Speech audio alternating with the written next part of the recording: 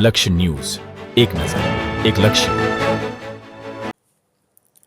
Ahmedabad Mehsana highway પર નંદાસણ નજીક આવેલ હેમી ઇન્ટરનેશનલ પ્રાઇવેટ લિમિટેડે બનાવેલ કોલોનીના ખુલ્લા કૂવામાં પડતા મજૂરનું મોત।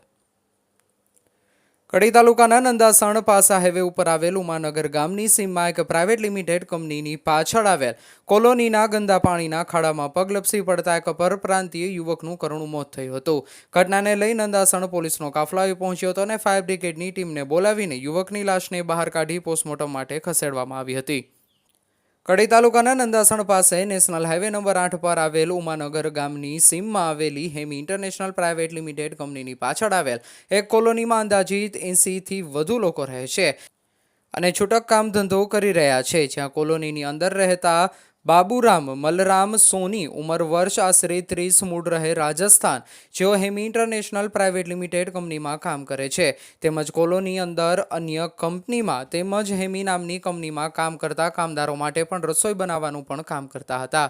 આ હેમી ઇન્ટરનેશનલ પ્રાઇવેટ લિમિટેડ કંપનીની પાછળ આવેલ કોલોનીમાં નહાવા ધોવા માટે તેમજ કપડાં ધોવા માટે એક સ્થળ બનાવવામાં આવેલું છે, જ્યાં 4 થી 5 ચકલીઓ લગાવવામાં આવી છે। કોલોનીમાં રહેતા કામદારો આ સ્થળ ઉપર નહાવા તેમજ કપડાં ધોતા હતા, જ્યારે સોમવારે મોડી સાંજે બાબુરામ સોની પોતાના રૂમ ઉપરથી કામકાજ પૂરું કરીને જે જગ્યા ઉપર નહાવાનું સ્થળ હતું ત્યાં આગળ આવ્યા હતા। કોલોનીમાં જે જગ્યા ઉપર નહાવા ધોવાનું સ્થળ હતું ત્યાં 15 થી 20 ફૂટ ઊંડા ગંદા પાણીના એક ખાડો બનાવવામાં આવેલો હતો અને સમગ્ર પાણી આ ખુલ્લા ખાડામાં જતું હતું, જ્યાં બાબુરામ સોની પોતાની રૂમથી બહાર નીકળીને ખાડાના પાછળની સાઈડ જતો હતો અને ખાડા ઉપર પહોંચતા અચાનક જ તેનો પગ લપસી પડ્યો હતો અને ખુલ્લા ગંદા પાણીના ખાડામાં ગરકાવ થઈ ગયો હતો। એકાએક યુવક ખાડામાં ગરકાવ થતા આજુબાજુના લોકો દોડી આવ્યા હતા, પરંતુ યુવક પાણીમાં ગરકાવ થઈ ગયો હતો।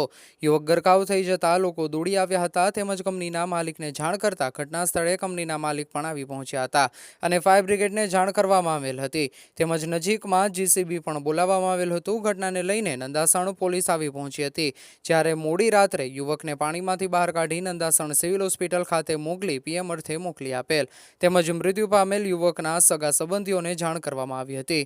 હાલ સમગ્ર ઘટનાને લઈ નંદાસણ પોલીસે ગુનો નોંધી વધુ તપાસ હાથ ધરી હતી।